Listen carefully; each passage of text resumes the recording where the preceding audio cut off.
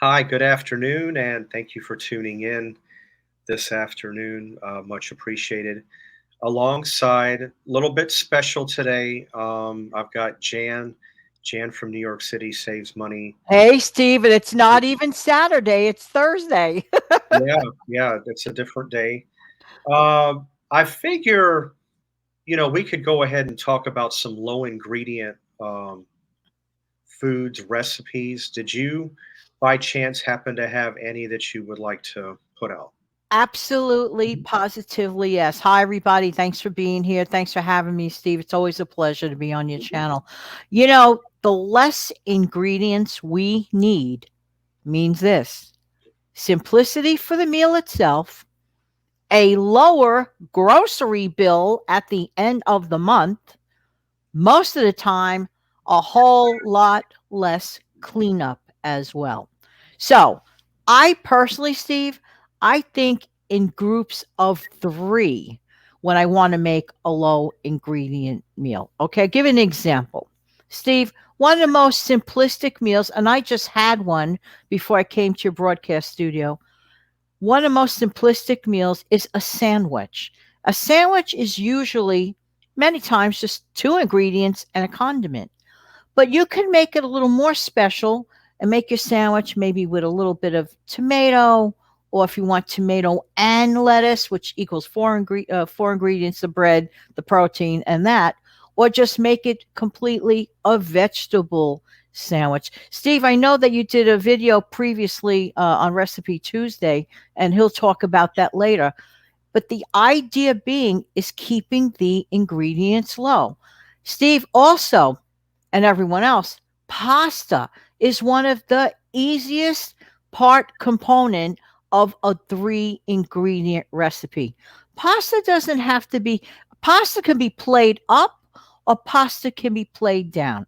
Now, Steve will talk about things like that in a minute. But what I want to mention to you, I used to go to a store, this was years ago, and guess what? This was like one of those specialty pizza type stores.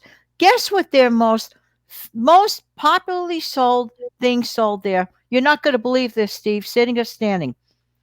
A potato and egg hero. Are you kidding me? Now, this was way back in the 80s and the 90s. And back then, when they charged $8 for a sandwich, that was considered extremely high. So, by today's standards, that'd probably be close to a $20 sandwich today. This is in New York City. I kid you not. Potato and egg hero. They are delicious. My favorite way of having a potato and egg hero, I'm just going to explain this to you. Low ingredient. You get your favorite bread. Mine would be nice, crusty Italian bread or semolina bread, but you get whatever you like and you work with it. I do it the shortcut way. The traditional way is to make the potatoes from scratch and fry them up. And I skip that step. I just take regular French fries, and you could either bake them off or shallow fry them in very little oil.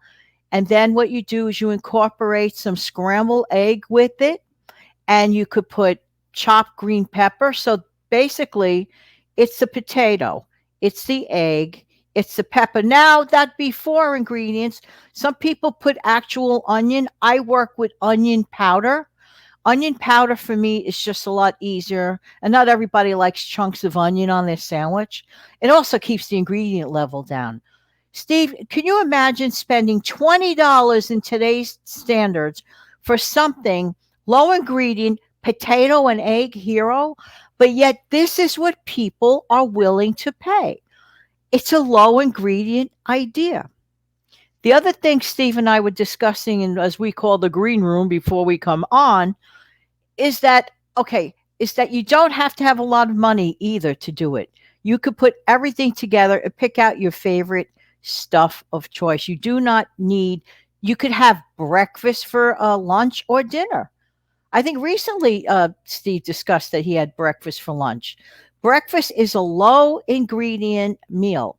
Now, Steve, sometimes people get overtly fancy with breakfast and go like with many, many, many ingredients. We don't have to do that. I know someone recently told me what they had for breakfast. They had an omelet they had bacon, they had potatoes, they had like some other thing. I think it was sausage. I'm like, what do we need sausage and bacon for? Didn't the person have enough meat? This is my opinion. That's just my opinion. But some people like load up things unnecessarily. So for us to keep our increasingly high grocery bills a little lower, if we decide on our own to make lower ingredient meals, we are already winner, winner, chicken dinner. It does not have to be complicated. What do you think about that, Steve? No, it does not have to be complicated. So I have a thing on my phone, basing it on that hero that you talked about. I just chose 1990 as a middle ground year. That same sandwich would be $17.91.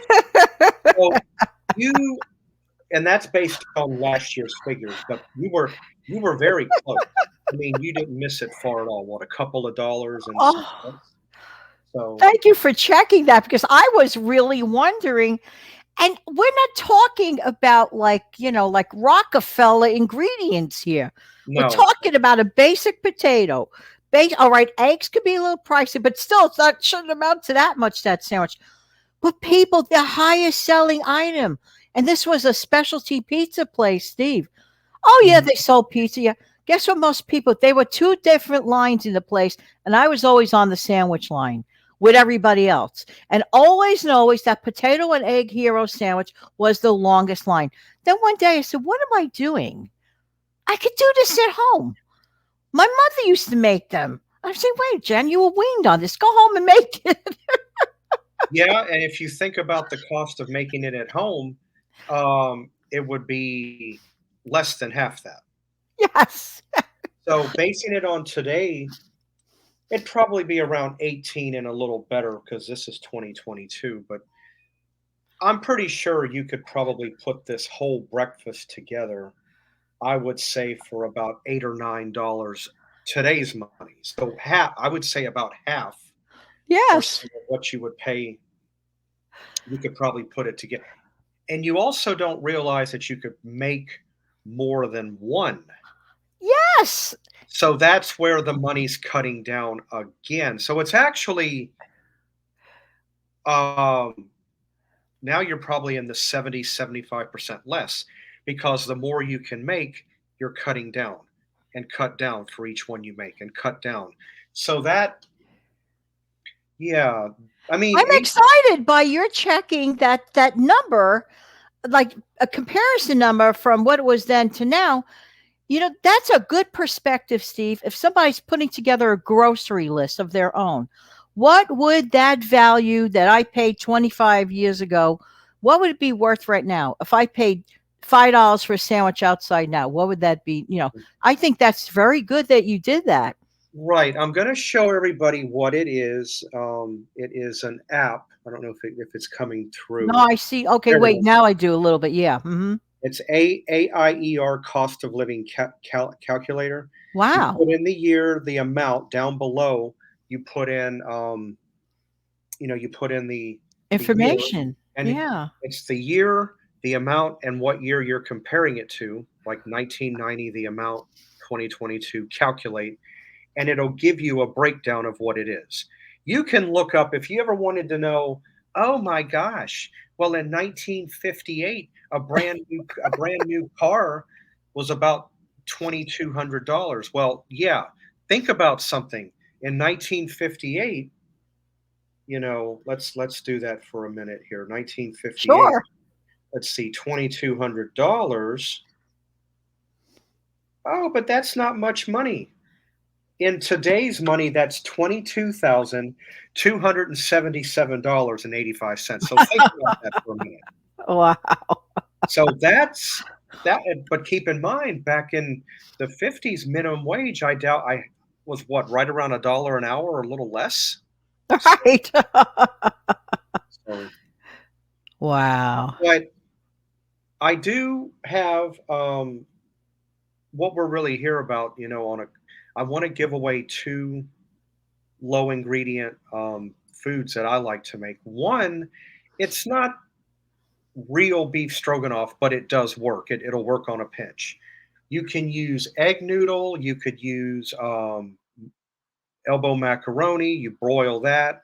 You brown up some hamburger meat or ground turkey, whichever you prefer. Drain the water out of the pasta. Put it in with the meat. Get a family size can of cream of chicken, or you could even do cream of mushroom. Put that in low heat. Mix it all together. That's one. Another one I like to talk about is a potato soup recipe. Potatoes, you just cut it up into diced cubes, bring it to a boil till it's done, drain the water off, add milk. You want to put it above the potatoes, but you do want to drown the potatoes a little bit. A stick and a half of butter, and what you're going to do is on low medium heat. You want it to boil just a little bit.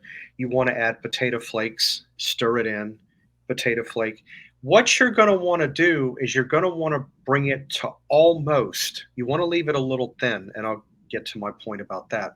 You want to leave it a little bit thin. You want it to be a little bit like gravy, because what's going to happen is when you turn it off and it sits, it's going to thicken by itself.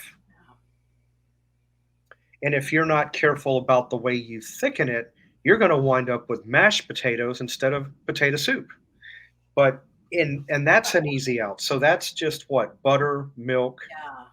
and the potato flakes. And potato flakes, you could pick a box of that up. It doesn't have to be anything fancy for like a buck and Yeah. a half a Oh, you box. could still get a deal on those, thankfully. Yeah. That's great. I love those two recipes. Steve, I just want to throw something in quickly. I thought about the standpoint of that specific business where I went to get the sandwich. The lines were longer on the simplistic, low ingredient food, the fancy pizza line, although it was good. Guess where probably the business owner made the more money? On the simple, low ingredient potato and egg hero. I'm certain they were flying off the shelf like hotcakes. They made them right then and there. Don't have to be fancy. I love the Mm. recipes you just mentioned. They're affordable, they're filling, and they're good for you. Yeah, yeah. I don't think I've ever had a potato hero. Well, hero, hoagie, sub. I guess it really depends on what part of the Location, country. yeah. Yeah, because I've heard it. I'm pretty familiar. I mean, I'm not from Philadelphia because I know that's where the hoagie term really exists. But I have been known to use hoagie in the past. Yeah, they're good. I've had those, yes. But to me, a hero, a hoagie, a sub, they're pretty much. I think it's the same thing. It's just different word. Like, And it's fried lightly. It's fried lightly. Potato, egg with real onion. This is the traditional way. And pepper, green and red pepper. Done all together. Done. A little salt and pepper on it. On the hero, you are a done deal. mm, People love okay, it.